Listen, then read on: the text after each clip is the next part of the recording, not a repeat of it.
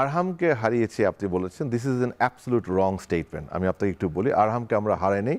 এটা আমাদের বিদেশে থাকে ইউটিউবাররা খুব জোর গলায় বলে, বিকজ তারা এনজয় করে আমাদেরকে গালাগালি করতে। বাট বাস্তবতা হচ্ছে Arham is very much with Bangladesh team. I quote unquote, আমাকে কোট আনকোট করবেন, আমি আবারও বলি, Arham is very much with Bangladesh team.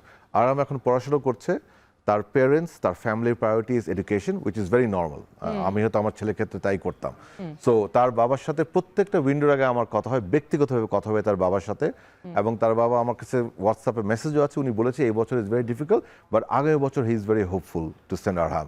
So we have not lost Arham. Arham is a player of Bangladesh national team, and inshallah we will see him next year, inshallah. ইনশাআল্লাহ আমরা সেই প্রত্যাশা রাখতে পারি আরহামের মতো একজন কোয়ালিটিফুল প্লেয়ারের গায়ে বাংলাদেশের জার্সি আসবে।